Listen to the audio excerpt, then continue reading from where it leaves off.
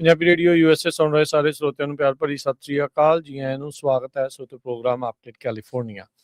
ਮੈਂ ਰਾਜਕਨਵੀਰ ਸਿੰਘ, ਜੁੜ ਚੁੱਕੇ ਨੇ ਹਰਜੋਤ ਸਿੰਘ ਜੀ। ਜੀ ਆਇਆਂ ਨੂੰ ਹਰਜੋਤ ਸਿੰਘ ਜੀ, ਸਵਾਗਤ ਹੈ, ਸਤਿ ਸ੍ਰੀ ਅਕਾਲ। ਸਤਿ ਸ਼੍ਰੀ ਅਕਾਲ, ਧੰਨਵਾਦ ਜੀ ਆਇਆਂ ਨੂੰ। ਪੰਜਾਬੀ ਰੇਡੀਓ USA ਦੇ ਜਿੰਨੇ ਵੀ ਸਰੋਤੇ ਸਾਡੇ ਸਾਰੇ AM ਸਟੇਸ਼ਨਸ, FM ਸਟੇਸ਼ਨ, ਘਰਾਂ ਦੇ ਵਿੱਚ ਰੇਡੀਓ ਸੈਟਸ ਦੇ ਰਾਹੀਂ, ਟੈਲੀਫੋਨ ਦੇ ਰਾਹੀਂ, ਫੇਸਬੁੱਕ, YouTube ਤੇ ਲਾਈਵ ਦੇਖ ਰਹੇ ਹੋ, ਸੁਣ ਰਹੇ ਹੋ, ਸਾਰਿਆਂ ਨੂੰ ਜੀ ਆਇਆਂ ਨੂੰ ਤੇ ਬਹੁਤ ਹੀ ਪਿਆਰ ਤੇ ਸਤਿਕਾਰ ਭਰੀ ਸਤਿ ਸ੍ਰੀ ਅਕਾਲ। ਸਰੋਤਿਓ, ਅੱਜ ਮਈ ਦੀ 22 ਤਰੀਕ ਆ, ਦਿਨ ਸ਼ੁੱਕਰਵਾਰ ਆ ਤੇ ਤੁਹਾਡੇ ਲਈ ਸ਼ਾਮ ਦਾ ਅਪਡੇਟ ਕੈਲੀਫੋਰਨੀਆ ਪ੍ਰੋਗਰਾਮ ਲੈ ਕੇ ਹਾਜ਼ਰ ਹੋਏ ਆ।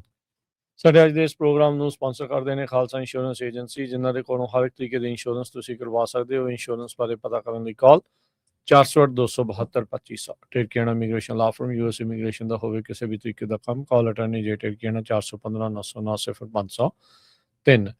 Kulwant Singh, Jaspal Kaur Johal, Satnam Singh Tatla Yuba City, Gurbachan Singh Nagra Sacramento, Gurdev Singh Sohal, Baljinder Singh, Rashpal Kaur Johal Antelope, Jaswinder Nagra Roseville, Avtar Singh Manzal Clovis, Joga Singh Puar Orangevale, Sarabjit Singh Dhoot Yuba City, Gurnek Singh Bagri Fresno, Paramjit Singh ਦਾਖਾ ਬਰਕਲੇ। ਇਹਨਾਂ ਸਾਰਿਆਂ ਦਾ ਧੰਨਵਾਦ। ਜੇ ਤੁਸੀਂ ਵੀ ਇਸ ਪ੍ਰੋਗਰਾਮ ਨੂੰ ਸਪਾਂਸਰ ਕਰਨਾ ਚਾਹੁੰਦੇ ਹੋ, ਸੰਪਰਕ ਕਰ ਸਕਦੇ ਹੋ 408-722-7698। ਅੱਜ ਦੀਆਂ ਖਬਰਾਂ ਵੱਲ ਚਲੀਏ ਤੇ ਜੋ ਤੁਲਸੀ ਗੈਬਟ ਆ, ਸਾਬਕਾ ਡੈਮੋਕ੍ਰੈਟਿਕ ਕਾਂਗਰਸ ਵੂਮਨ ਤੇ ਜੋ ਪ੍ਰੈਜ਼ੀਡੈਂਟ ਟਰੰਪ ਉਹਨਾਂ ਦੀ ਨੈਸ਼ਨਲ ਸਿਕਿਉਰਿਟੀ ਐਡਵਾਈਜ਼ਰ ਵੀ ਸੀ, US ਇੰਟੈਲੀਜੈਂਸ ਦੀ ਟੌਪ ਰੈਂਕਿੰਗ ਆਫੀਸ਼ਲ ਸੀ, ਉਸਨੇ ਅੱਜ ਰਿਜ਼ਾਈਨ ਦੇ ਦਿੱਤਾ ਹੈਗਾ। ਉਹਦੇ 'ਚ ਕਾਰਨ ਉਹਨਾਂ ਨੇ ਇਹ ਦੱਸਿਆ ਵੀ ਉਹਨਾਂ ਦੇ ਹਸਬੈਂਡ ਨੂੰ ਜਿਹੜਾ ਆ ਕੈਂਸਰ ਹੋਇਆ ਹੈਗਾ, ਸੋ ਇਸ ਕਰਕੇ ਮੈਂ ਆਪਣੇ ਹਸਬੈਂਡ ਦੀ ਹੈਲਪ ਕਰਨੀ ਹੈਗੀ ਆ। ਪਰ ਆਪਾਂ ਸਾਰਿਆਂ ਨੂੰ ਪਤਾ ਹੈ ਪਿਛਲੇ ਕਾਫੀ ਲੰਮੇ ਸਮੇਂ ਤੋਂ ਇਰਾਨ ਵਾਰ ਨੂੰ ਲੈ ਕੇ ਟਰੰਪ ਉਹਨਾਂ ਦੇ ਨਾਲ ਕਾਫੀ ਕਸ਼ਮਕਸ਼ ਚੱਲ ਰਹੀ ਸੀ।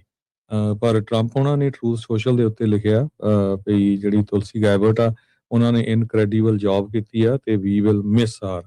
ਤੇ ਕਹਿੰਦੇ ਵੀ ਮੈਂ ਆਸ ਕਰਦਾ ਵੀ ਉਹਦਾ ਜਿਹੜਾ ਘਰ ਵਾਲਾ ਆ ਬਹੁਤ ਜਲਦੀ ਠੀਕ ਹੋਵੇ।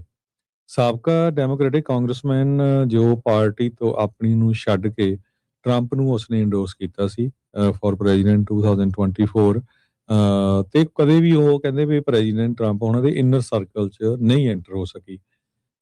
ਗੈਬਟ ਦੀ ਪਿਛਲੇ ਦਿਨਾਂ ਦੇ ਵਿੱਚ CIA ਦੇ ਜਿਹੜੇ ਕਾਊਂਟਰ ਪਾਰਟ ਹੈ ਜੌਨ ਰੈਟਕਲਿਫ, ਉਹਨਾਂ ਦੇ ਨਾਲ ਵੀ ਕਾਫੀ ਜਿਹੜੀ ਕਲੈਸ਼ ਹੋਈ ਸੀਗੀ, ਖਾਸ ਕਰਕੇ ਜੋ ਮਿਲਟਰੀ ਐਕਸ਼ਨ ਹੋਇਆ ਤੇ ਜਿਹੜੀਆਂ ਲਾਈਵ ਵੀਡੀਓਜ਼ ਫੀਡ ਸੀਗੀਆਂ ਉਸ ਟਾਈਮ ਦੇ ਉੱਤੇ ਜੋ ਇਰਾਨ ਤਾਂ ਵੈਨਜ਼ੁਏਲਾ 'ਚ ਹੋ ਰਿਹਾ ਸੀ ਤੇ ਗੈਬਟ ਨੂੰ ਉਸ ਰੂਮ ਦੇ ਵਿੱਚ ਅਲਾਓ ਨਹੀਂ ਕੀਤਾ ਸੀਗਾ। ਸਾਬਕਾ ਅਟਾਰਨੀ ਜਨਰਲ ਪੈਮ ਬੌਂਡੀ ਜਾ ਚੁੱਕੀ ਆ, ਸਾਬਕਾ ਹੋਮਲੈਂਡ ਸਿਕਿਉਰਿਟੀ ਦੀ ਸੈਕਟਰੀ ਸੀ ਨੋਇਮ ਜਾ ਚੁੱਕੀ ਆ। ਸੋ ਇਹ ਹੁਣ 4th ਕੈਬਨਿਟ ਮੈਂਬਰ ਆ, ਸਾਰੀਆਂ ਬੀਬੀਆਂ ਹੀ ਹੈਗੀਆਂ। ਲੇਬਰ ਸੈਕਟਰੀ ਲੌਰੀ ਸ਼ਾਵੇਜ਼ ਉਹਨੂੰ ਵੀ ਜਿਹੜਾ ਰਿਜ਼ਾਈਨ ਕਰ ਦਿੱਤਾ ਸੀ ਤੇ ਹੁਣ ਤੁਲਸੀ ਗੈਬਟ ਨੇ। ਹੁਣ ਅਗਲਾ ਕਿਹਦਾ ਨੰਬਰ ਲੱਗਦਾ, ਬਹੁਤ ਸਾਰੇ ਕਹਿ ਰਹੇ ਵੀ ਹੋ ਸਕਦਾ ਕੈਸ਼ਿਵ ਪਟੇਲ ਦਾ ਜਿਹੜਾ ਨੰਬਰ ਆ ਉਹ ਲੱਗ ਸਕਦਾ ਹੋਵੇ। ਪਰ ਅੱਜ ਉਸਨੇ ਜਿਹੜਾ ਕਿਹਾ ਆ ਵੀ ਮੈਂ ਜੂਨ 30 ਤੋਂ ਜਿਹੜੀ ਆਪਣੀ ਪੋਜੀਸ਼ਨ ਤੋਂ ਰਿਜ਼ਾਈਨ ਕਰ ਰਹੀ ਹੈਗੀ। ਜੀ ਬਿਲਕੁਲ। ਥੋੜੇ ਦਿਨ ਪਹਿਲਾਂ ਕਾਫੀ ਇਹਨਾਂ ਦੀ ਕੋਸ਼ਿਸ਼ ਜਿਹੜੀ ਉਹ ਰਹੀ ਸੀਗੀ। ਇੱਕ ਵਾਰਮੋਂਗਰ ਵੀ ਆ ਇਹ ਤੁਲਸੀ ਗੈਬਟ ਜਿਹੜੀ ਆ, ਨਾਲ ਦੇ ਨਾਲ ਇਲੈਕਸ਼ਨ ਡਿਨਾਇਰ। ਉਹਨਾਂ ਨੂੰ ਰੀਸੈਂਟਲੀ ਇੱਕ ਹੋਰ ਸੂਬੇ ਦੇ ਵਿੱਚ ਇਹ ਗਏ ਸੀਗੇ ਜਿੱਥੇ ਇਲੈਕਸ਼ਨਸ ਨੂੰ ਲੈ ਕੇ ਜਿਹੜਾ ਇਹਨਾਂ ਨੇ ਕੁਛ ਨਾ ਕੁਛ ਕੀਤਾ ਸੀਗਾ। ਬਹੁਤ ਸਾਰੀਆਂ ਉਹ ਥਾਵਾਂ ਦੇ ਉੱਤੇ ਪਹੁੰਚੇ ਹੋਏ ਸੀ ਜਿਸ ਨੂੰ ਲੈ ਕੇ ਸਵਾਲ ਕੀਤੇ ਗਏ ਸੀਗੇ ਵੀ ਜਿਹੜੀ ਇੰਟੈਲੀਜੈਂਸ ਦੀ ਡਾਇਰੈਕਟਰ ਆ ਉੱਥੇ ਕੀ ਜਿਹੜੀ ਉਹ ਕਰ ਰਹੀ ਹੈਗੀ ਆ। ਸੋ ਚਲੋ ਹੁਣ ਇਸ ਨੇ ਜਿਹੜਾ ਅਸਤੀਫਾ ਹੈ ਉਹ ਆਲਰੇਡੀ ਦੇ ਦਿੱਤਾ ਹੈਗਾ ਆ ਤੇ ਇਹ ਹੁਣ ਇਸ ਪ੍ਰਸ਼ਾਸਨ ਚੋਂ, ਕੈਬਨਿਟ ਚੋਂ ਜਿਹੜੀ ਉਹ ਬਾਹਰ ਨੂੰ ਜਿਹੜੀ ਉਹ ਜਾ ਰਹੀ ਹੈਗੀ ਆ। ਅਗਲੀ ਜਿਹੜੀ ਹਰਜੋਤ ਸਿੰਘ ਜੀ ਗੱਲ ਕਰਦੇ ਜਾਈਏ, ਅੱਜ ਕਾਫੀ ਧੜਥੱਲੀ ਮਚੀ ਹੋਈ ਆ USCIS ਦੇ ਜਿਹੜੇ ਨਵੇਂ ਰੂਲ ਆ ਉਸ ਨੂੰ ਲੈ ਕੇ, ਗ੍ਰੀਨ ਕਾਰਡ ਅਪਲਾਈ ਕਰਨ ਵਾਲੇ ਲੋਕਾਂ ਦੇ ਲਈ। ਕੁਛ ਕੁ ਜਿਹੜੀਆਂ ਕੈਟਾਗਰੀਜ਼ ਦੇ ਵਿੱਚ USCIS ਦੇ ਜਿਹੜੇ ਨਵੇਂ ਮੈਮੋ ਦੇ ਤਹਿਤ ਜੇ ਕਿਸੇ ਨੇ ਗ੍ਰੀਨ ਕਾਰਡ ਅਪਲਾਈ ਕਰਨਾ ਆ ਤਾਂ ਉਸ ਨੂੰ US ਤੋਂ ਬਾਹਰ ਜਾ ਕੇ ਜਿਹੜਾ ਉਹ ਕਰਨਾ ਪਵੇਗਾ। ਇਹ ਦੱਸਦੇ ਜਾਈਏ ਵੀ ਸਾਰਿਆਂ ਦੇ ਉੱਤੇ ਇਹ ਲਾਗੂ ਨਹੀਂ ਆ। ਕਹਿੰਦੇ ਵੀ ਇਹ ਜਿਹੜੇ ਫੋਰਨ ਵਿਜ਼ਿਟਰਸ, ਖਾਸ ਕਰਕੇ ਜਿਹੜੇ ਟੈਂਪਰੇਰੀ ਵੀਜ਼ਾਸ ਦੇ ਉੱਤੇ ਇੱਥੇ ਆਏ ਹੋਏ ਨੇ, ਸਟੂਡੈਂਟ ਜਾਂ ਟੂਰਿਸਟ ਵੀਜ਼ਾ ਜਾਂ ਜਿਹੜੇ ਟੈਂਪਰੇਰੀ ਵਰਕਰਸ ਨੇ, ਉਹ ਐਡਜਸਟਮੈਂਟ ਆਫ ਸਟੇਟਸ ਆ ਉਹ ਨਹੀਂ ਕਰ ਸਕਣਗੇ ਇਹ ਜਿਹੜੀ ਮੈਮੋ ਦੇ ਤਹਿਤ। ਇਹਦੇ ਵਿੱਚ ਮੈਨੂੰ ਲੱਗਦਾ ਜਿਹੜਾ ਸਭ ਤੋਂ ਜ਼ਿਆਦਾ ਵੱਡਾ ਜਿਹੜਾ ਫਰਕ ਆ ਉਹਨਾਂ ਨੂੰ ਪਊਗਾ। ਬਹੁਤ ਵਾਰੀ ਕੀ ਹੁੰਦੇ ਵੀ ਜਿਨ੍ਹਾਂ ਦੇ ਜਿਹੜੇ ਪੇਰੈਂਟਸ ਆ ਉਹ ਇੱਥੇ ਆਉਂਦੇ ਆ, ਉਹ ਵਿਜ਼ਟਰ ਵੀਜ਼ੇ ਤੇ ਆਏ ਹੁੰਦੇ ਆ, ਤੇ ਫਿਰ ਉਹਨਾਂ ਦਾ ਆਪਾਂ ਗ੍ਰੀਨ ਕਾਰਡ ਅਪਲਾਈ ਕੀਤਾ ਹੁੰਦਾ ਜਿਨ੍ਹਾਂ ਨੇ, ਤਾਂ ਉਹ ਫਿਰ ਐਡਜਸਟਮੈਂਟ ਆਫ ਸਟੇਟਸ ਹੋ ਕੇ ਇੱਥੇ ਰਹਿੰਦੇ ਹੋਏ ਉਹਨਾਂ ਦਾ ਜਿਹੜਾ ਵੀਜ਼ਾ ਆ ਉਹ ਗ੍ਰੀਨ ਕਾਰਡ ਦੇ ਵਿੱਚ ਬਾਅਦ 'ਚ ਤਬਦੀਲ ਹੋ ਜਾਂਦਾ ਆ। ਸੋ ਅੱਜ ਜਿਹੜੀ ਕੋਰ ਪਾਲਿਸੀ ਚੇਂਜ ਆਈ ਆ, ਉਹਦੇ ਵਿੱਚ ਜਿਹੜੀ USCIS ਟਰੰਪ ਐਡਮਿਨਿਸਟ੍ਰੇਸ਼ਨ ਨੇ ਇਹ ਅਨਾਉਂਸ ਕੀਤਾ ਆ ਵੀ ਜਿਹੜੇ ਮੋਸਟ ਫੋਰਨ ਨੈਸ਼ਨਲਸ ਜਿਹੜੇ ਗ੍ਰੀਨ ਕਾਰਡ ਦੀ ਭਾਲ ਦੇ ਵਿੱਚ ਨੇ ਜਾਂ ਜਿਹੜੇ ਉਹ ਅਪਲਾਈ ਕਰਨਾ ਚਾਹੁੰਦੇ ਨੇ, ਉਹਨਾਂ ਨੂੰ US ਦੇ ਬਾਹਰ ਆਊਟਸਾਈਡ ਦਾ US ਅਪਲਾਈ ਕਰਨਾ ਪਵੇਗਾ।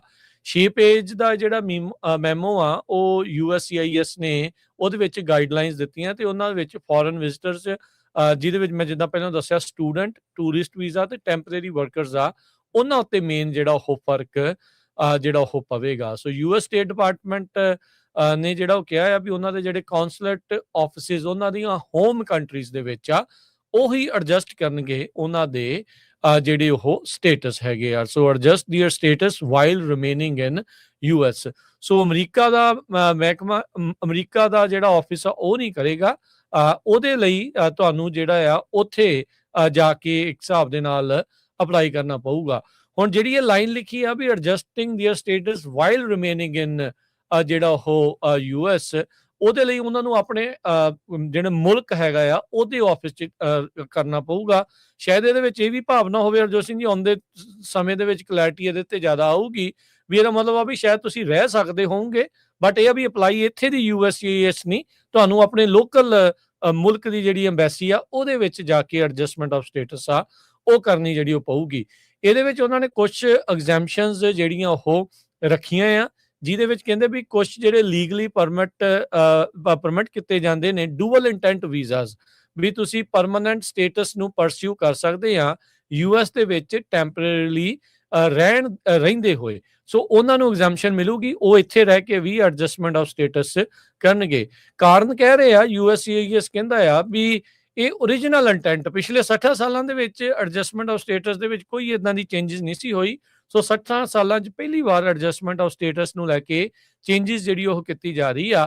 ਕਹਿੰਦੇ ਵੀ ਓਰੀਜਨਲ ਇੰਟੈਂਟ ਫੈਡਰਲ ਇਮੀਗ੍ਰੇਸ਼ਨ ਲਾ ਦਾ ਇਹੀ ਸੀਗਾ ਵੀ ਜਿਹੜੇ ਸ਼ਾਰਟ ਟਰਮ ਵਿਜ਼ਟਰਸ ਨੇ ਉਹ ਆਪਣੇ ਆਪ ਜਦੋਂ ਉਹਨਾਂ ਦੀ ਵਿਜ਼ਿਟ ਖਤਮ ਹੋ ਜਾਂਦੀ ਆ ਤਾਂ ਛੱਡ ਕੇ ਜਿਹੜੇ ਉਹ ਚਲੇ ਜਾਣ, ਰਾਦਰ ਦੈਨ ਵੀ ਉਹ ਆਪਣੀ ਜਿਹੜੀ ਟੈਂਪਰੇਰੀ ਵਿਜ਼ਿਟ ਆ ਉਸ ਨੂੰ ਇੱਕ ਸਟੈਪਿੰਗ ਸਟੋਨ ਦੇ ਤੌਰ ਦੇ ਉੱਤੇ, ਇੱਕ ਪੌੜੀ ਦੇ ਤੌਰ ਦੇ ਉੱਤੇ ਵਰਤਣਗੇ ਗ੍ਰੀਨ ਕਾਰਡ ਦੇ ਲਈ। ਸੋ ਜਿੱਦਾਂ ਦੱਸਿਆ ਵੀ ਡੂਅਲ ਇੰਟੈਂਟ ਵੀਜ਼ਾ ਤੇ ਜਾਂ ਐਕਸਟਰਾ ਆਰਡੀਨਰੀ ਸਰਕਮਸਟੈਂਸਿਸ ਦੇ ਤਹਿਤ ਕਹਿੰਦੇ ਵੀ ਉਹਨਾਂ ਨੂੰ ਐਗਜ਼ੈਂਪਸ਼ਨਸ ਮਿਲ ਸਕਦੀਆਂ ਹੈਗੀਆਂ ਆ।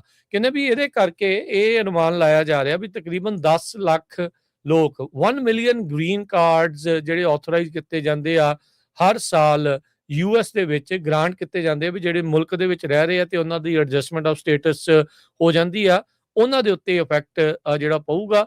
ਸੋ 1 ਮਿਲੀਅਨ ਦੇ ਵਿੱਚੋਂ ਮੋਰ ਦੈਨ ਹਾਫ ਵੀ 5 ਲੱਖ ਜਿਹੜੇ ਲੋਕ ਆ ਉਹਨਾਂ ਦੇ ਉੱਤੇ ਜਿਹੜਾ ਉਹ ਅਸਰ ਪਊਗਾ। ਕਹਿੰਦੇ ਵੀ ਇਹਨਾਂ ਵਿੱਚ ਡਾਕਟਰ ਵੀ ਹੋ ਸਕਦੇ ਨੇ, ਪ੍ਰੋਫੈਸਰ ਵੀ ਹੋ ਸਕਦੇ ਨੇ, ਰਿਸਰਚਰ ਵੀ ਹੋ ਸਕਦੇ ਨੇ, CEOs ਵੀ ਹੋ ਸਕਦੇ ਆ, ਇੱਥੋਂ ਤੱਕ ਕਿ US ਸਿਟੀਜ਼ਨ ਦੇ ਜਿਹੜੇ ਸਪਾਊਸਿਸ ਆ ਉਹਨਾਂ ਉੱਤੇ ਵੀ ਅਸਰ ਜਿਹੜਾ ਉਹ ਪਵੇਗਾ। ਸੋ ਪਰ ਇਹ ਆ ਵੀ ਆਉਂਦੇ ਦਿਨਾਂ ਦੇ ਵਿੱਚ ਹਰਜੋਤ ਸਿੰਘ ਜੀ ਇਹ ਜਿਹੜੀਆਂ ਕੈਟੇਗਰੀਜ਼ ਆ ਕਿਹਨਾਂ ਦੇ ਉੱਤੇ ਪੂਰਾ ਅਸਰ ਆ, ਕਿਹਨਾਂ ਦੇ ਉੱਤੇ ਘੱਟ ਆ, ਕਿਹੜੇ ਫਿਰ ਵੀ ਕਰਦੇ ਰਹਿ ਸਕਣਗੇ, ਇਹ ਆਉਣ ਵਾਲੇ ਸਮੇਂ ਦੇ ਵਿੱਚ ਪਤਾ ਲੱਗੂਗਾ। ਪਰ ਪ੍ਰਾਇਮਰੀਲੀ ਜਿਹੜਾ ਟਾਰਗੇਟ ਕੀਤਾ ਗਿਆ ਹੈ ਜਿਹੜੇ ਨਾਨ ਇਮੀਗ੍ਰੈਂਟ ਵੀਜ਼ੇ ਦੇ ਉੱਤੇ US ਦੇ ਵਿੱਚ ਟੈਂਪਰੇਰੀ ਵੀਜ਼ਾਸ ਦੇ ਉੱਤੇ ਆਏ ਆ, ਉਹਨਾਂ ਨੂੰ ਹੁਣ ਪਰਮਾਨੈਂਟ ਰੈਜ਼ੀਡੈਂਸੀ ਦੇ ਲਈ ਟ੍ਰਾਂਜੀਸ਼ਨ ਕਰਨਾ ਖਾਸਾ ਜਿਹੜਾ ਇਸ ਦੇ ਵਿੱਚ ਔਖਾ ਹੋਊਗਾ। ਸੋ F1 ਵੀਜ਼ੇ ਵਾਲੇ ਜਿੱਦਾਂ ਸਟੂਡੈਂਟ ਹੁੰਦੇ ਆ ਤੇ ਉਹਨਾਂ ਦੇ ਜਿਹੜਾ ਉਹ ਲੈ ਕੇ B1 B2 ਜਿਹੜੇ ਟੂਰਿਸਟ ਵੀਜ਼ੇ ਵਾਲੇ ਹੁੰਦੇ ਆ ਉਹਨਾਂ ਦੇ ਉੱਤੇ ਵੀਜ਼ਾ ਓਵਰਸਟੇਜ਼ ਜਿਹੜੇ ਕਰ ਜਾਂਦੇ ਆ ਜਾਂ ਉਹ ਅਪਲਾਈ ਕਰਦੇ ਆ, ਉਹਨਾਂ ਦੇ ਉੱਤੇ ਇਹਦਾ ਖਾਸਾ ਅਸਰ ਪੈ ਸਕਦਾ ਹੈ। USCIS ਦੇ ਆਫੀਸ਼ੀਅਲ ਡੌਗ ਰਾਇਨ ਜੋ ਆ ਉਹਨਾਂ ਨੇ ਕਿਹਾ ਵੀ 1 ਮਿਲੀਅਨ ਚੋਂ 5 ਲੱਖ ਇੱਥੇ ਹੀ ਅਪਲਾਈ ਕਰਦੇ ਆ, ਪਰ ਕਹਿੰਦੇ ਵੀ ਵੱਡੀ ਪ੍ਰੋਬਲਮ ਉਹ ਆਣੀ ਆ ਕਿਉਂਕਿ 100 ਕੰਟਰੀਆਂ ਨੂੰ ਤਾਂ ਆਲਰੇਡੀ ਟਰੰਪ ਉਹਨਾਂ ਨੇ ਬੈਨ ਕੀਤਾ ਆ। ਸੋ ਜੋ ਉਹਨਾਂ ਕੰਟਰੀਆਂ ਦੇ ਲੋਕਾਂ ਨੂੰ ਵਾਪਸ ਭੇਜਿਆ ਜਾਂਦਾ ਵੀ ਤੁਸੀਂ ਉੱਥੇ ਵੀਜ਼ਾ ਲਓ ਤੇ ਉੱਥੋਂ ਤਾਂ ਵੈਸੇ ਨਹੀਂ ਆ ਸਕਦੇ। ਸੋ ਵਰਲਡ ਰਿਲੀਫ ਇੱਕ ਕ੍ਰਿਸਚੀਅਨ ਹਿਊਮਨਿਟੇਰੀਅਨ ਆਰਗੇਨਾਈਜੇਸ਼ਨ ਆ, ਉਹਨਾਂ ਨੇ ਇਹ ਕਿਹਾ ਵੀ ਇਹ ਤਾਂ ਜਿਹੜੀ ਪਾਲਿਸੀ ਆ ਬਹੁਤ ਕਰੂਅਲ ਤੇ ਐਂਟੀ ਫੈਮਿਲੀ ਹੈਗੀ ਆ। ਸੋ ਕਈ ਪਰਿਵਾਰ ਜਿਹੜੇ ਆ ਉਹ ਕਾਫੀ ਲੰਮਾ ਸਮਾਂ ਜਿਹੜਾ ਵਿਛੜ ਜਾਊਗੇ। ਜਿਸ ਤਰ੍ਹਾਂ ਤੁਸੀਂ ਦੱਸਿਆ ਵੀ ਜਿਹੜੇ ਸਿਟੀਜ਼ਨ ਆ ਜੇ ਉਹਨਾਂ ਨੇ ਕਿਸੇ ਦੇ ਵਾਈਫ ਦਾ ਕੋਈ ਗ੍ਰੀਨ ਕਾਰਡ ਕਰਨਾ ਹੋਇਆ, ਜੇ ਉਦਾਂ ਦੀ ਸਿਚੁਏਸ਼ਨ ਨਹੀਂ ਜਾਂ ਉਹਨਾਂ ਦੇ ਬੱਚੇ ਹੈਗੇ ਆ ਜਾਂ ਉਹਨਾਂ ਦੇ ਪੇਰੈਂਟਸ ਹੈਗੇ ਆ, ਸੋ ਕਹਿੰਦੇ ਵੀ there is simply no compelling reason for this cruel anti-family policy change। ਤੇ ਲੱਗਦਾ ਇਹਦਾ ਲਾਸੂਟ ਫੇਰ ਫਾਈਲ ਹੋਊਗਾ, ਹਾਂਜੀ ਪਰ ਉਹਨਾਂ ਨੇ ਉਨੀ ਦੇਰ ਤੱਕ ਤਾਂ ਹਰਜੋਤ ਸਿੰਘ ਜੀ ਰੁਕਿਆ ਰਹੂਗਾ ਜਿੰਨੀ ਦੇਰ ਤੱਕ ਜੇ ਇਸ ਦੇ ਉੱਤੇ ਸਟੇ ਵਗੈਰਾ ਜਿਹੜਾ ਉਹ ਨਹੀਂ ਲੱਗਦਾ ਹੈਗਾ ਜੀ। ਅਗਲੀ ਖਬਰ ਵੱਲ ਚਲੀਏ। ਅੱਜ ਸਦਰਨ ਕੈਲੀਫੋਰਨੀਆ ਦੇ ਵਿੱਚ 40,000 ਲੋਕਾਂ ਨੂੰ ਇਵੈਕੂਏਟ ਕੀਤਾ ਗਿਆ ਆ, ਕਿਉਂਕਿ ਉੱਥੇ ਇੱਕ ਬੜਾ ਖਤਰਾ ਬਣਿਆ ਹੋਇਆ ਵੀ ਕੈਮੀਕਲ ਐਕਸਪਲੋਜ਼ਨ ਹੋ ਸਕਦਾ ਆ। ਔਰੇਂਜ ਕਾਉਂਟੀ ਦੇ ਵਿੱਚ ਇੱਕ ਕੈਮੀਕਲ ਦਾ ਜਿਹੜਾ ਟੈਂਕ ਹੈਗਾ ਜੋ ਕਿ ਯੂਜ਼ ਕੀਤਾ ਜਾਂਦਾ ਕੈਮੀਕਲ ਪਲੈਕਸੀ ਗਲਾਸ ਬਣਾਉਣ ਦੇ ਲਈ, ਉਹਦਾ ਜਿਹੜਾ ਵਾਲਵ ਆ ਉਹ ਕਲੋਜ਼ ਕਰਨ ਦੇ ਵਿੱਚ ਜੋ ਫਾਇਰ ਡਿਪਾਰਟਮੈਂਟਸ ਆ ਉਹ ਨਹੀਂ ਕਾਮਯਾਬ ਹੋ ਰਹੀ। ਸੋ ਇਸ ਕਰਕੇ 40,000 ਲੋਕਾਂ ਨੂੰ ਉੱਥੋਂ ਇਵੈਕੂਏਟ ਕੀਤਾ ਗਿਆ ਆ। ਕਹਿੰਦੇ ਵੀ ਜੇ ਇਹ ਫੇਲ ਹੋ ਗਿਆ ਜਾਂ ਬਲੋ ਅਪ ਹੋ ਗਿਆ ਤੇ ਇਹ ਕਾਫੀ ਜ਼ਿਆਦਾ ਜਿਹੜਾ ਸਿਹਤ ਦੇ ਉੱਤੇ ਅਸਰ ਪਾ ਸਕਦਾ ਹੈਗਾ ਆ। ਇਨੀਸ਼ੀਅਲ ਇਵੈਕੂਏਸ਼ਨ ਆਰਡਰ ਜਿਹੜੇ ਆ ਉਹ ਕੱਲ ਜਾਰੀ ਕੀਤੇ ਗਏ ਸੀ। ਪੇਪਰ ਰਿਲੀਜ਼ ਕਹਿੰਦੇ ਹੋ ਰਿਹਾ ਵੀ ਮੈਨੂਫੈਕਚਰਿੰਗ ਸਾਈਟ ਜੋ ਗਾਰਡਨ ਗਰੋਵ ਦੇ ਵਿੱਚ ਹੈਗਾ ਆ। ਈਵਨ ਦੋ ਸਿਚੁਏਸ਼ਨ ਸਟੇਬਲ ਆ, ਪਰ ਹਜੇ ਵੀ ਕਹਿੰਦੇ ਖਤਰਾ ਜਿਹੜਾ ਬਣਿਆ ਹੋਇਆ ਹੈਗਾ ਆ। Garden Grove 35 mile south east of Los Angeles ਹੈਗਾ। ਇਹ ਜਿਹੜਾ ਟੈਂਕ ਆ ਇਹਦੇ ਵਿੱਚ ਜਿਹੜਾ ਕੈਮੀਕਲ ਆ ਇਹ ਕਾਫੀ ਟੌਕਸਿਕ ਹੁੰਦਾ ਹੈਗਾ ਆ। ਟੌਕਸਿਕ ਸਬਸਟੈਂਸ ਆ। OCFA ਡਿਵੀਜ਼ਨ ਜਿਹੜੀ ਚੀਫ ਨਿਕ ਫਰੀਮੈਨ ਆ ਉਹਨਾਂ ਨੇ ਇੱਕ ਨਿਊਜ਼ ਬਰੀਫਿੰਗ ਦੇ ਦੌਰਾਨ ਦੱਸਿਆ ਹੈਗਾ। ਕਹਿੰਦੇ ਵੀ ਕਾਫੀ ਫਲੈਮੇਬਲ ਹੈਗਾ ਤੇ ਰਿਐਕਟਿਵ ਹੈਗਾ ਤੇ ਐਕਸਪਲੋਜ਼ਨ ਹੋ ਸਕਦਾ ਹੈਗਾ ਆ। ਸੋ ਡਾਕਟਰ ਬਜੀਨਾ ਕੌਨ ਕਰਕੇ ਲੋਕਲ ਹੈਲਥ ਆਫੀਸ਼ੀਅਲ ਆ, ਉਹਨਾਂ ਨੇ ਇਹ ਕਿਹਾ ਵੀ ਐਮਰਜੈਂਸੀ ਇਜ਼ ਅਨਪ੍ਰੈਸੀਡੈਂਟਡ ਤੇ ਪ੍ਰੈਡਿਕਟ ਨਹੀਂ ਕਰ ਸਕਦੇ ਹੈਗੇ। ਸੋ ਇਸ ਕਰਕੇ ਜਿਹੜੀਆਂ ਇਵੈਕੂਏਸ਼ਨ ਆਰਡਰ ਆ ਉਹ ਜਾਰੀ ਕੀਤੇ ਗਏ ਹੈਗੇ ਜੀ। ਹਰਜੋਤ ਸਿੰਘ ਜੀ, ਇੱਕ ਨਿਊ ਮੈਕਸੀਕੋ ਦੇ ਵਿੱਚ ਵੀ ਜਿਹੜਾ ਇੱਕ ਇਦਾਂ ਦਾ ਇਨਸੀਡੈਂਟ ਵਾਪਰਿਆ ਜਿਹਦੇ ਕਰਕੇ ਜਿਹੜੇ ਕਹ ਲਓ ਵੀ 3 ਜਾਣਿਆਂ ਦੀਆਂ ਜਿਹੜੀਆਂ ਉਹ ਮੌਤਾਂ ਹੋਈਆਂ ਆ। ਤੇ ਕਹਿੰਦੇ ਵੀ ਨਿਊ ਮੈਕਸੀਕੋ ਪੁਲਿਸ ਹੁਣ ਉਸ ਸਬਸਟੈਂਸ ਨੂੰ ਆਇਡੈਂਟੀਫਾਈ ਕਰ ਰਹੀ ਆ। ਕਈ ਜਿਹੜੇ ਫਸਟ ਰਿਸਪੌਂਡਰ ਆ ਉਹਨਾਂ ਨੂੰ ਵੀ ਹਸਪਤਾਲ ਦੇ ਵਿੱਚ ਦਾਖਲ ਕਰਾਉਣਾ ਪਿਆ ਹੈਗਾ ਆ। 25 ਜਾਣੇ ਕਹਿੰਦੇ ਵੀ ਐਕਸਪੋਜ਼ ਹੋਏ ਆ। ਸੋ ਇਹ ਜਿਹੜਾ ਸਬਸਟੈਂਸ ਜਿਸ ਦੇ ਬਾਰੇ ਪਹਿਲਾਂ ਪਤਾ ਨਹੀਂ ਸੀ, ਅਨਨੋਨ ਸਬਸਟੈਂਸ ਦੱਸਿਆ ਜਾ ਰਿਹਾ ਸੀਗਾ, ਇਹ ਹੁਣ ਜਿਹੜੀ ਇਸ ਦਾ ਪਤਾ ਲਾਇਆ ਆ ਤੇ ਕਹਿੰਦੇ ਵੀ ਫੈਂਟਨਲ, ਮੈਥ ਤੇ ਪੈਰਾਫਲੋਰਾ ਫੈਂਟਨਲ ਜਿਹੜੀ ਉਹ ਨਿਕਲੀ ਹੈਗੀ ਆ। ਸੋ 25 ਦੇ ਵਿੱਚੋਂ 20 ਜਾਣੇ ਜਿਹੜੇ ਆ ਉਹਨਾਂ ਨੂੰ ਹਸਪਤਾਲ ਦੇ ਵਿੱਚ ਦਾਖਲ ਕਰਾਉਣਾ ਪਿਆ ਆ, ਜਿਨ੍ਹਾਂ ਚੋਂ 2 ਜਾਣੇ ਅਜੇ ਵੀ ਹਸਪਤਾਲ ਦੇ ਵਿੱਚ ਨੇ। ਪੁਲਿਸ ਨੇ ਕਹਿੰਦੇ ਵੀ 3 ਜਾਣਿਆਂ ਚੋਂ 2 ਜਾਣਿਆਂ ਦੀ ਸ਼ਨਾਖਤ ਕਰ ਲਈ ਹੈਗੀ ਆ। ਮੀਕਾ ਤੇ ਜਾਰਜੀਆ ਰੈਸਕਨ ਕਰਕੇ ਇਹ ਦੱਸੇ ਜਿਹੜੇ ਉਹ ਗਏ ਆ। ਹੁਣ ਇਸ ਪੂਰੇ ਮਾਮਲੇ ਦੀ ਜਾਂਚ ਚੱਲ ਰਹੀ ਆ। ਨਿਊ ਮੈਕਸੀਕੋ ਦੇ ਵਿੱਚ ਇਹ ਬੜੀ ਮੰਦਭਾਗੀ ਘਟਨਾ ਪਿਛਲੇ ਦਿਨਾਂ ਦੇ ਵਿੱਚ ਵਾਪਰੀ ਸੀਗੀ, ਜਦੋਂ ਇਸ ਨੂੰ ਅਨਨੋਨ ਸਬਸਟੈਂਸ ਦੇ ਤੌਰ ਦੇ ਉੱਤੇ ਦੇਖਿਆ ਜਿਹੜਾ ਉਹ ਗਿਆ ਸੀ। 3 ਜਾਣੇ ਜਿਹੜੇ ਮਰੇ ਆ ਤੇ 18 ਜਿਹੜੇ ਫਸਟ ਰਿਸਪੌਂਡਰ ਆ। ਹਰਜੋਤ ਸਿੰਘ ਜੀ, ਇੰਨਾ ਖਤਰਨਾਕ ਜਿਹੜਾ ਇਹ ਸਬਸਟੈਂਸ ਸੀ, ਜਿੱਦਾਂ ਦੱਸਿਆ ਵੀ ਫੈਂਟਨਲ, ਮੈਥ ਤੇ ਇੱਕ ਨਵੇਂ ਕਿਸਮ ਦੀ ਜਿਹਦਾ ਨਾਂ ਸੁਣਿਆ ਪੈਰਾ ਫਲੋਰੋਫੈਂਟਨਲ, ਵੀ ਉਹਦੇ ਐਕਸਪੋਜ਼ ਹੋਣ ਦੇ ਕਰਕੇ ਜਿਹੜੇ ਫਸਟ ਰਿਸਪੌਂਡਰ ਆ, ਜਿਹੜਾ ਇਲਾਜ ਕਰਨ ਦੇ ਲਈ ਜਿਹੜੇ ਉਹ ਜਾਂਦੇ ਆ, ਜਿਹਦੇ ਕੋਈ ਇਨਸੀਡੈਂਟ ਵਾਪਰਿਆ ਆ, ਉਹਨਾਂ ਨੂੰ ਵੀ ਹਸਪਤਾਲ ਦੇ ਵਿੱਚ ਦਾਖਲ ਕਰਾਉਣਾ ਪਿਆ। ਮਾਊਂਟੇਨ ਏਅਰ ਕਰਕੇ ਇਲਾਕਾ ਆ, ਉਸ ਇੱਕ ਉਹਦੇ ਘਰ ਦੇ ਵਿੱਚ ਨਿਊ ਮੈਕਸੀਕੋ ਦੇ ਵਿੱਚ ਜਿਹੜਾ ਇਹ ਘਟਨਾ ਜਿਹੜੀ ਉਹ ਵਾਪਰੀ ਹੈ। ਐਲਬਰਕੁਰਕੀ ਤੋਂ ਥੋੜਾ ਹੀ ਜਿਹੜਾ ਇਹ ਦੂਰ ਹੈਗਾ ਆ, ਸਾਊਥ ਵਾਲੇ ਪਾਸੇ ਨੂੰ ਉਧਰੋਂ ਇਹ ਪੈਂਦਾ ਜਿਹੜਾ ਉਹ ਹੈਗਾ ਆ। ਸੋ ਮਾਊਂਟੇਨ ਏਅਰ ਫਾਇਰ ਤੇ ਰੈਸਕਿਊ ਨੇ ਕਿਹਾ ਵੀ ਉਹਨਾਂ ਦੇ ਜਿਹੜੇ 2 EMT ਵਾਲੇ ਆ ਉਹਨਾਂ ਨੂੰ ਹਸਪਤਾਲ ਦੇ ਵਿੱਚ ਦਾਖਲ ਕਰਾਇਆ ਹੋਇਆ ਆ ਤੇ ਉਹ ਉੱਦਾਂ ਖੁਸ਼ਕਿਸਮਤੀ ਦੇ ਨਾਲ ਉਹ ਸਟੇਬਲ ਕੰਡੀਸ਼ਨ ਦੇ ਵਿੱਚ ਹੈਗੇ ਆ। ਸੋ ਉਹਨਾਂ ਨੂੰ ਵੀ ਇਲਾਜ ਕਰਦੇ ਕਰਦੇ ਆਪ ਦੇਖੋ ਉਸ ਦਾ ਸਾਹਮਣਾ ਕਰਨਾ ਪਿਆ। ਦੇਖੋ ਕਿੰਨੀ ਹਰਜੋਤ ਸਿੰਘ ਜੀ ਖਤਰਨਾਕ ਇਹ ਜਿਹੜੇ ਸਬਸਟੈਂਸ ਨੇ, ਫੈਂਟਨਲ, ਮੈਥ, ਪੈਰਾਫਲੋਰੋ ਫੈਂਟਨਲ, ਵੀ ਇਲਾਜ ਕਰਨਾ ਇਹ ਲੋਕਾਂ ਨੇ ਵੀ ਜੇ ਕਿਤੇ ਸੁੰਘ ਲਿਆ ਤੇ ਉਹਨਾਂ ਨੂੰ ਵੀ ਇਲਾਜ ਜਿਹੜਾ ਉਹ ਖੁਦ ਕਰਾਉਣਾ ਪੈ ਜਾਂਦਾ ਹੈ।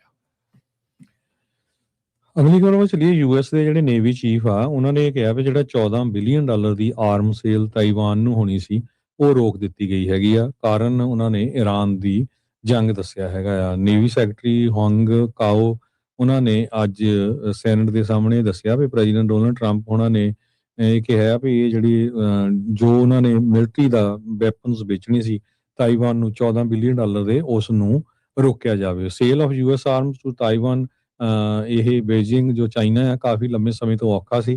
ਹੁਣ ਪਿੱਛੇ ਜਿਹਾ ਟਰੰਪ ਹੁਣੀ ਚਾਈਨਾ ਦੇ ਵਿੱਚ ਜਾ ਕੇ ਆਏ ਆ। ਸੋ ਇੱਕ ਰੀਜ਼ਨ ਉਹ ਵੀ ਹੋ ਸਕਦਾ ਆ।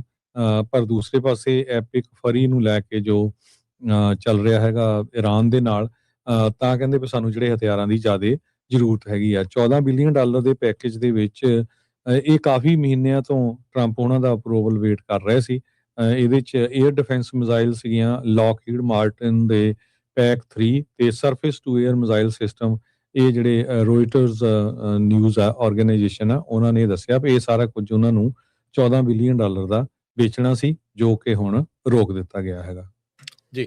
ਅਗਲੀ ਹਰਜੋਤ ਸਿੰਘ ਜੀ ਗੱਲ ਕਰਦੇ ਜਾਈਏ, ਜਦੋਂ ਇਮੀਗ੍ਰੇਸ਼ਨ ਇਨਫੋਰਸਮੈਂਟ ਦਾ ਦੌਰ ਸ਼ੁਰੂ ਹੋਇਆ ਸੀ, ਹਰ ਇੱਕ ਨੇ ਇਹ ਜਿਹੜਾ ਨਾਮ ਬਹੁਤ ਸੁਣਿਆ, ਕਿਲਮਰ ਅਬਰੇਗੋ ਗਾਰਸੀਆ।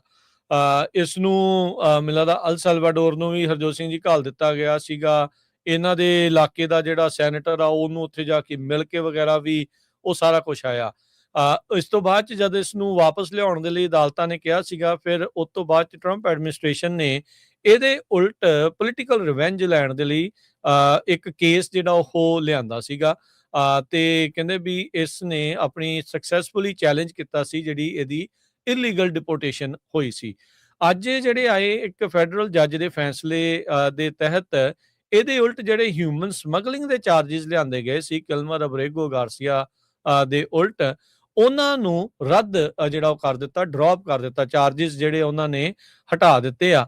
ਉਹਨਾਂ ਨੇ ਕਿਹਾ ਵੀ ਜਿਹੜੀ ਸਰਕਾਰ ਆ ਆਪਣੀ ਬਦਲਾਖੋਰੀ ਦੀ ਜਿਹੜੀ ਸ਼ਕਤੀ ਆ ਉਹਦੇ ਤਹਿਤ ਅਬਿਊਜ਼ ਆਫ ਪ੍ਰੋਸੀਕਿਊਟਿੰਗ ਪਾਵਰ ਜਿਹੜੀ ਆ ਉਹ ਐਵੀਡੈਂਸ ਕਹਿੰਦੇ ਵੀ ਸ਼ੋ ਕਰਦਾ ਆ ਵੀ ਜਾਣ ਬੁੱਝ ਕੇ ਇਹਦੇ ਉਲਟ ਕੇਸ ਲਿਆਂਦੇ ਜਿਹੜੇ ਉਹ ਗਏ ਸੀਗੇ, ਇਹਦੇ ਉਲਟ ਚਾਰजेस ਜਿਹੜੇ ਉਹ ਲਾਏ ਸੀਗੇ। ਸੋ ਜਿਹੜੇ ਜੱਜ ਵੇਵਰਲੀ ਡੀ ਕ੍ਰੈਨਸ਼ਾ ਜੂਨੀਅਰ, ਉਹਨਾਂ ਨੇ ਕਿਹਾ ਵੀ ਸਬੂਤ ਇਹੀ ਮੇਰੇ ਸਾਹਮਣੇ ਜੋ ਹੈਗੇ ਨੇ ਉਹ ਇਹੀ ਦੱਸਦੇ ਆ ਵੀ ਸਰਕਾਰ ਨੇ ਬਦਲਾਖੋਰੀ ਦੀ ਨੀਤੀ ਦੇ ਤਹਿਤ ਇਹ ਜਿਹੜੇ ਚਾਰजेस ਆ ਉਹ ਲਿਆਂਦੇ ਆ।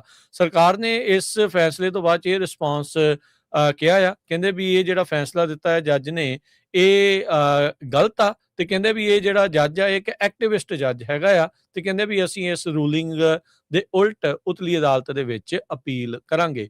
31 ਸਾਲਾ ਅਬਰੇਗੋ ਗਾਰਸੀਆ ਮੈਰੀਲੈਂਡ ਦਾ ਰਹਿਣ ਵਾਲਾ ਸੀ। ਅਲ ਸਲਵਾਡੋਰ ਤੋਂ ਇਹ ਬਚਦਾ ਬਚਾਉਂਦਾ ਕਹਿੰਦੇ ਵੀ ਇੱਥੇ ਪਹੁੰਚਿਆ ਸੀਗਾ। ਇਹਨੂੰ ਪ੍ਰੋਟੈਕਸ਼ਨ ਮਿਲੀ ਹੋਈ ਸੀ ਡੈਪੋਟੇਸ਼ਨ ਤੋਂ ਇੱਕ ਇਮੀਗ੍ਰੇਸ਼ਨ ਜੱਜ ਦੇ ਦੁਆਰਾ 2019 ਦੇ ਵਿੱਚ। ਇਹ ਸਾਰਾ ਕੁਝ ਮਿਲਣ ਦੇ ਬਾਵਜੂਦ ਮਾਰਚ 2025 ਚ ਇਸ ਨੂੰ ਡਿਪੋਰਟ ਕਰ ਦਿੱਤਾ ਗਿਆ ਸੀਗਾ ਅਲ ਸੈਲਵਾਡੋਰ ਦੇ ਵਿੱਚ। ਫਿਰ ਕਾਫੀ ਰੌਲਾ ਰੱਪਾ ਪੈਣ ਤੋਂ ਬਾਅਦ ਇਸ ਨੂੰ ਵਾਪਸ ਲਿਆਉਣਾ ਪਿਆ, ਤੇ ਵਾਪਸ ਲਿਆਉਂਦਿਆਂ ਸਾਰ ਹੀ ਇਸ ਦੇ ਉੱਤੇ ਹਿਊਮਨ ਸਮਗਲਿੰਗ ਦੇ ਜਿਹੜੇ ਚਾਰजेस ਆ ਉਹ ਸਰਕਾਰ ਦੁਆਰਾ ਲਾ ਦਿੱਤੇ ਗਏ ਸੀ, ਜਿਨ੍ਹਾਂ ਨੂੰ ਅੱਜ ਇਸ ਅਦਾਲਤ ਨੇ ਖਾਰਜ ਕਰ ਦਿੱਤਾ। ਜੀ। ਤੇ ਆਪਾਂ ਜੇ ਕਰੰਸੀ ਦੀ ਗੱਲ ਕਰਦੇ ਜਾਈਏ ਤੇ ਜਿਹੜਾ ਕੈਨੇਡਾ ਦਾ ਡਾਲਰ ਆ ਉਹ US ਡਾਲਰ ਦੇ ਮੁਕਾਬਲੇ ਕਾਫੀ ਕਹਿੰਦੇ ਥੱਲੇ ਨੂੰ ਜਾ ਰਿਹਾ ਹੈਗਾ। ਅੱਜ ਇੱਕ US ਡਾਲਰ ਦੇ ਬਰਾਬਰ ਕੈਨੇਡਾ ਦਾ ਡਾਲਰ ਜਿਹੜਾ 1.382 ਜਿਹੜਾ ਰਿਹਾ ਹੈਗਾ ਆ। ਸੋ ਪਿਛਲੇ ਕੁਝ ਦਿਨਾਂ 'ਚ ਡਾਲਰ ਕਾਫੀ ਥੱਲੇ ਗਿਆ ਹੈਗਾ। ਇਸੇ ਤਰ੍ਹਾਂ ਜੇ ਇੰਡੀਆ ਦੀ ਕਰੰਸੀ ਦੀ ਗੱਲ ਕਰਦੇ ਜਾਈਏ, ਇੱਕ US ਡਾਲਰ ਦੇ ਬਰਾਬਰ ਇੰਡੀਆ ਦੇ 95 ਰੁਪਏ ਤੇ 63 ਪੈਸੇ ਰਹੇ ਆ, ਪਾਕਿਸਤਾਨ ਦੇ 278 ਰੁਪਏ ਤੇ 48 ਪੈਸੇ।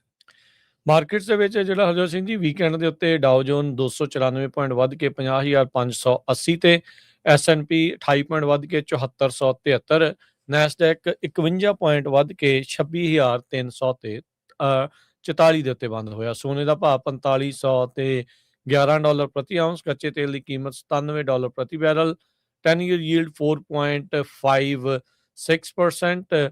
ਬਿਟਕੋਇਨ 'ਚ ਜਿਹੜਾ ਬਿਟਕੋਇਨ ਕ੍ਰਿਪਟੋ ਕਰੰਸੀ 'ਚ ਬਿਟਕੋਇਨ 75,305 ਤੇ ਇਥੀਰੀਅਮ 2000 ਤੇ $65 ਦੇ ਬਰਾਬਰ ਚੱਲ ਰਿਹਾ ਹੈ। ਸੋ ਇੱਥੇ ਹੀ ਸਰੋਤਿਆਂ ਤੋਂ ਇਜਾਜ਼ਤ ਲੈਂਦੇ। ਮੇਰੇ ਹਰਜੋਤ ਸਿੰਘ ਵੱਲੋਂ, ਮੇਰੇ ਰਾਜਕਰਮੀਰ ਸਿੰਘ ਵੱਲੋਂ ਆਪ ਸਭ ਨੂੰ ਪਿਆਰ ਸਤਿਕਾਰ ਸਹਿ ਨਿੱਘੀ ਜਿਹੀ ਸਤਿ ਸ੍ਰੀ ਅਕਾਲ। ਜਿਉਂਦੇ ਵਾਸਤੇ ਰਹੋ, ਹੱਸਦੇ ਖੇਲਦੇ ਰਹੋ, ਸੁਣਦੇ ਰਹੋ ਪੰਜਾਬੀ ਰੇਡੀਓ US।